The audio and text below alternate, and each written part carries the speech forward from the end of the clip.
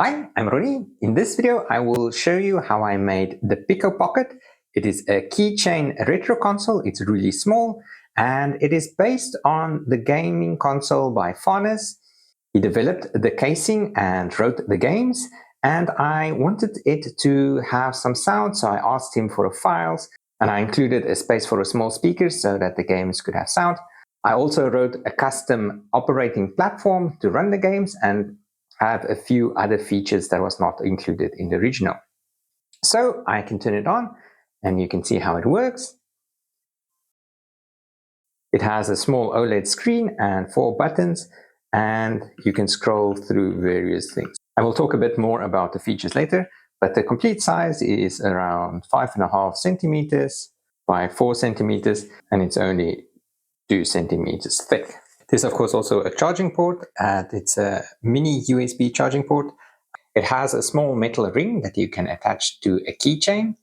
It also has the on and off button, and it has this space where the sound comes out from the speaker.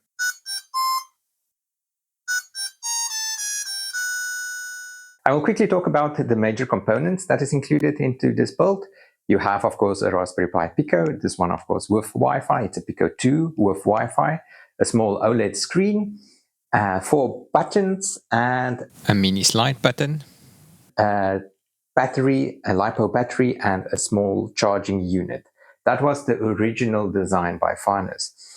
I changed the design a bit to have the case slightly larger to include a speaker, and with the speaker I have a transistor, one resistor. My battery had the thermosensor as well, so I added another resistor to the build. And of course a 3D printed case.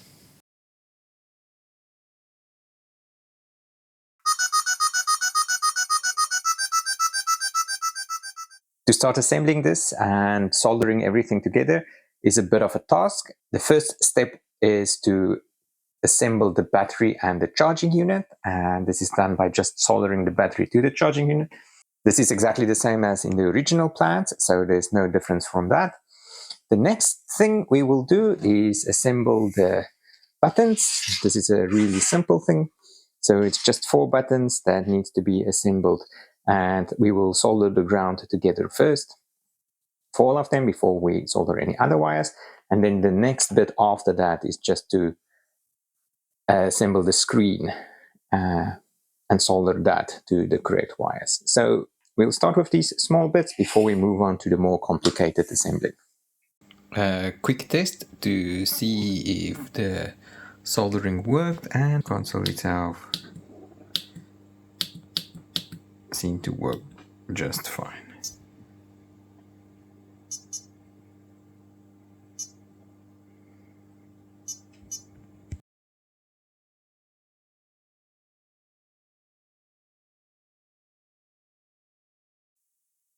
So I completed the soldering of the buttons and the screen into place. And I don't think it's the worst type of soldering, given that I haven't soldered onto pins on a circuit board before. So I'm quite happy with how it turned out. I can do a quick test to see that everything is working. And it is working. It says battery low because there's no battery, but the buttons are working and everything else is working fine. I can place the covers on, but I will do this a bit later. The next thing, of course, is to continue with assembling it. This is the part, up to this stage, it's very much the same as the console by Fanis, but I, of course, want to add a few extra things. So I redesigned the case to have a place for the speaker and a really small recess to add the speaker. I'll be using this speaker. And then also I am using a transistor to ensure that the speaker gets enough volume without damaging the pin, and a small resistor. I've been working from this circuit diagram, which is maybe not the clearest, so let me improve it. Basically, it means that the transistor is the switch that is controlled from the pin rather than the pin actually supplying the power as well. The transistor is optional. You can remove it and use a resistor only, but the sound might be a bit low. But the transistor is a good optional thing to have in place. And I have one extra thing that I can add in that's different from the previous design. It's a thermal resistor or a thermal sensitive resistor. so that I can read the battery temperature. This is completely optional, but since I have the thermal resistor included with the battery on a white cable, I will just use that as well. The battery is connected and I tested it to make sure it works. So after a bit of remapping, everything is done for this bit. The next step is, of course, to add the thermosensitive resistor and the battery and the charger. So hopefully I can squeeze everything into this small container because it's getting a bit crowded, but let's try it and I will update with when this is done.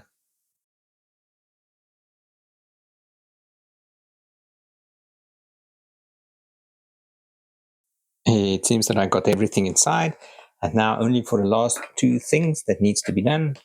One is, of course, very important. It's to remove the protective cover from the screen. Should be satisfying. And then put the screen cover on.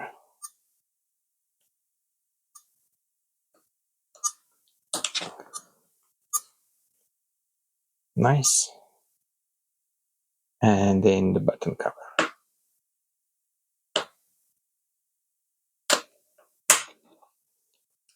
And everything's done.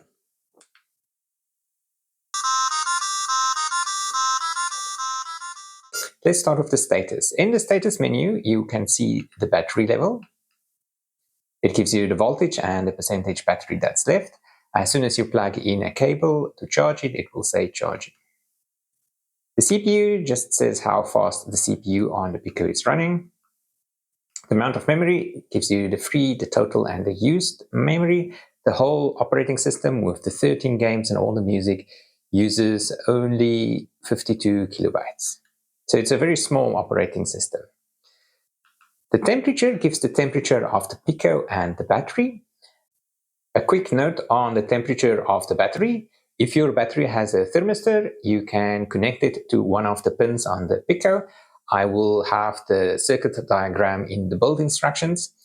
Basically, what it does is as the temperature of the battery increases, the resistance of the resistor that is linked to the battery itself decreases.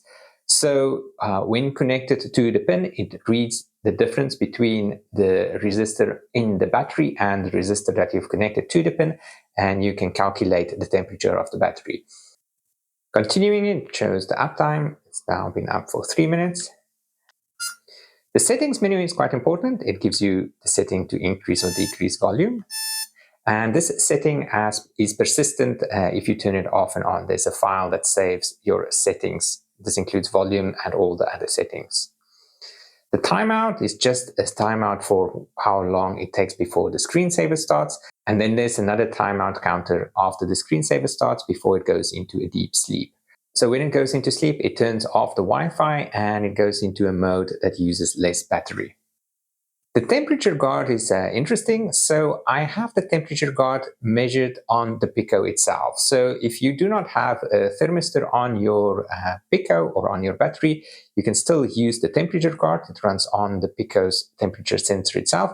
So it shuts it down when it reaches 55 degrees Celsius and it resumes when it is 40 degrees. This is to stop the plastic from melting. This Pico This case is printed in PLA, and if it goes too high, it will start warping and melting. And it's also to protect the Pico itself. Since the battery is almost against the Pico's processor, I do not think that I need a separate temperature guard for the battery itself. The thermosensor option is just to turn it off or on. If you have it, you turn it on. If you don't, turn it off. It will not affect the running of the console itself. The boot settings is specific for the Wi-Fi. If it is no, the Wi-Fi is not started when the Pico is turned on.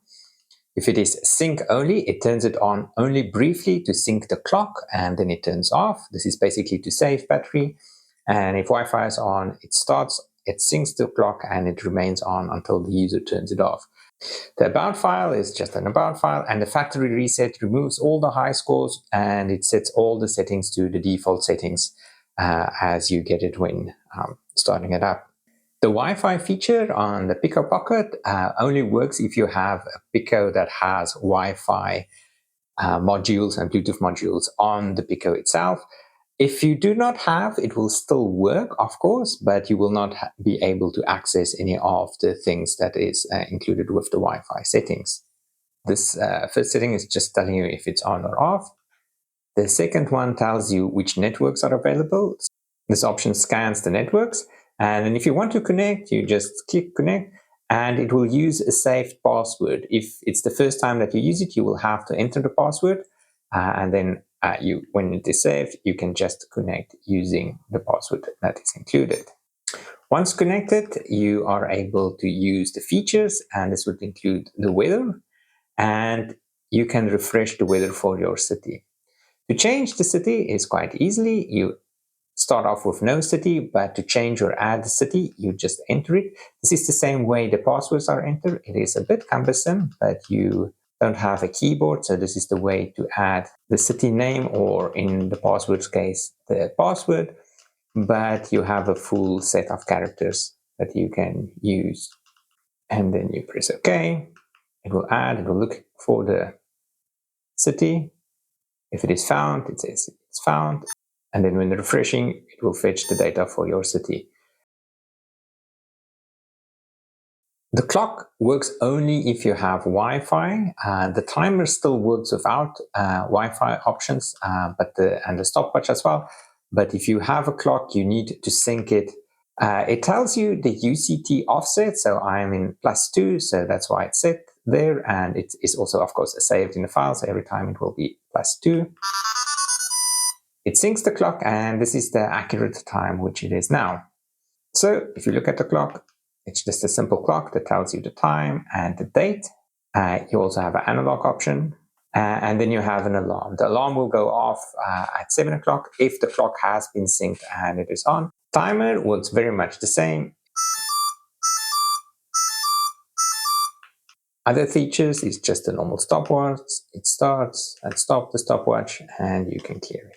So other features, of course, includes music.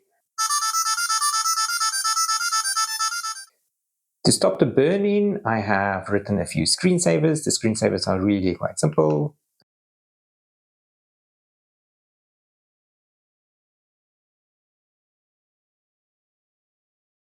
The games itself, I will go through all the games. Some of the games were written by me, and some of the games were originally by Fanis.